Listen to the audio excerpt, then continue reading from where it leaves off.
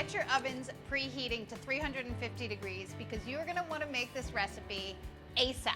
It's an Oreo cookie filled cupcake with a raspberry fluff frosting. How ridiculously delicious does that sound? So ridiculously delicious that I'm gonna make it right now. In this bowl, I have a cup of all-purpose flour. To that, I'm adding a half a cup of unsweetened cocoa powder, a cup of granulated sugar. Whisk until the little lumps of cocoa powder are pretty much completely broken up. You're gonna add some liquid later that will dissolve them anyway, but err on the side of caution when it comes to whisking. Add 3/4 of a teaspoon of baking soda, 1/4 teaspoon of fine salt. If you're using coarse salt, a kosher salt, you can use a half a teaspoon, and half a teaspoon of baking powder.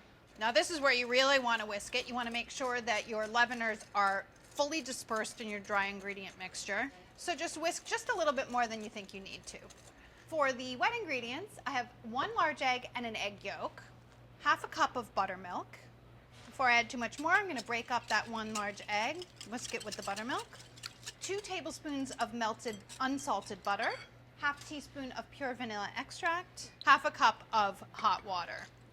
Then you combine your wet ingredients with your dry ingredients and your cupcake batter is done.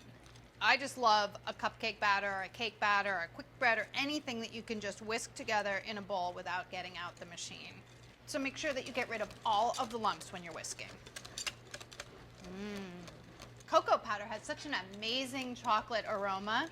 I love it. We use it all the time to make our chocolate baked goods.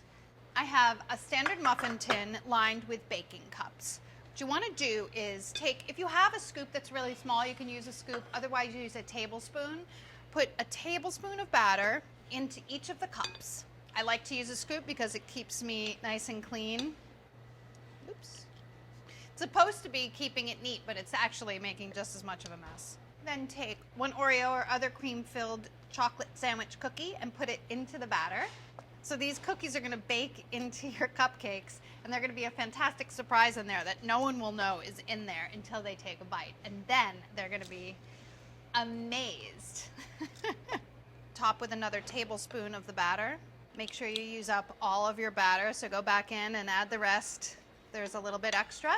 Then bake your cupcakes until they're puffed and set. That should take about 15 minutes. When your cupcakes are cool, you can make your frosting. In this bowl, I have 2 sticks of unsalted room temp butter, and to that, add 3 tablespoons of seedless raspberry jam. If you don't mind seeds in your frosting, you can use the seeded kind, but I think it's better if it's smooth. Beat those together till they're combined. Now, if your butter's really nice and soft, you can do this by hand or use a hand mixer. Once your butter and your raspberries are fully combined, then you can add your marshmallow cream, 3 cups of it marshmallow cream. Good luck getting it out of the container and into the bowl. I mean, you can do it, but it's gonna be messy. We were pretty healthy when I was growing up and we didn't eat a lot of this stuff, but one day I remember finding a jar of this in our pantry. It was the most exciting thing ever. And then 1/3 cup of confectioner's sugar. And beat those to combine until they're creamy and smooth. You know what this is kind of like? It's like the filling of a whoopie pie, but you're using it as a frosting on top of a cupcake that's kind of like a whoopie pie because it's a chocolate cupcake. Beat your frosting until it's fluffy and smooth, about 3 minutes. That looks good. Nice and fluffy. It stiffens up just a little bit.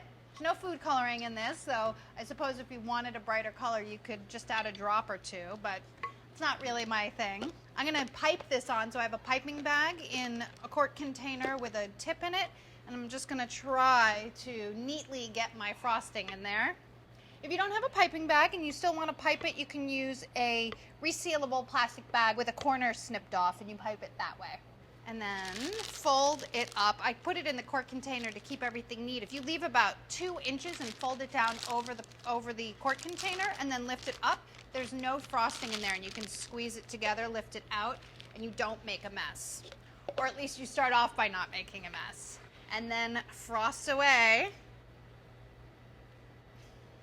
Adorable, right? Eat these guys right away or just throw them in the fridge for a few minutes to set up just a little bit. It's especially good if you want to make them ahead. The butter and the fluff will harden up a little bit and make it a little bit easier to transport. But I think it's time to taste. What do you think?